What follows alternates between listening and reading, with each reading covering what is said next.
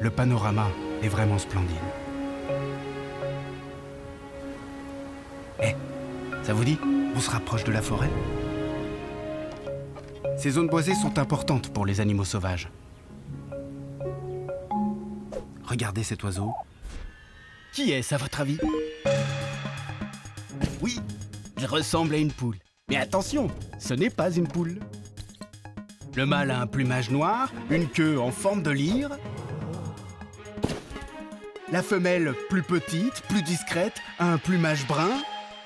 Alors, je vous écoute. Eh oui, il s'agit du tétralyre, un animal emblématique des Alpes. Bravo à tous ceux qui ont trouvé.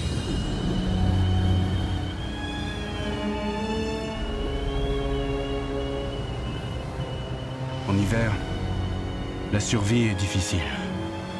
Les températures sont rudes et la nourriture se raréfie.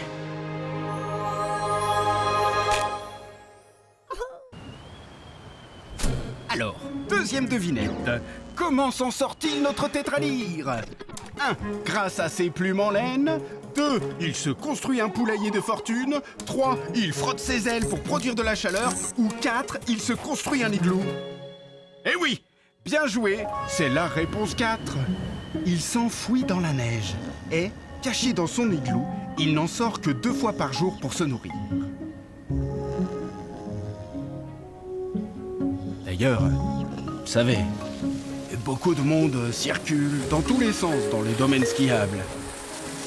Les risques de dérangement sont assez considérables.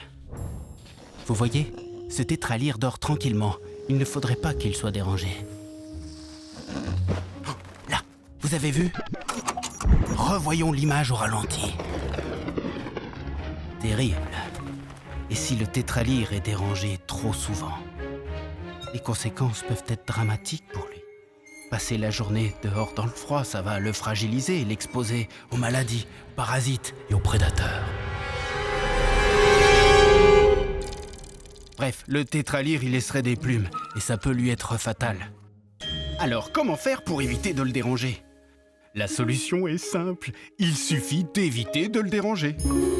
N'oublions pas, les zones boisées servent d'abri pour les animaux de la montagne. Alors, contournons ces petits bois et évitons de les traverser. Il y a plein d'autres trajectoires possibles pour se faire plaisir. Certaines stations de sports d'hiver délimitent les zones de refuge du tétralyre et de la faune sauvage.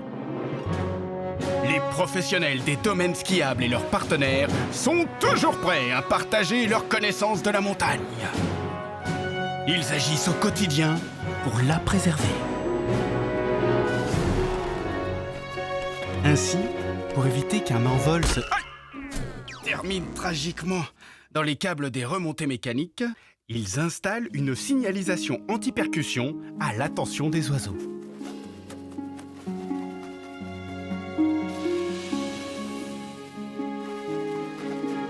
La splendeur du panorama des domaines skiables, c'est le résultat de cet équilibre entre les activités humaines et le respect de la vie sauvage. Partageons la montagne.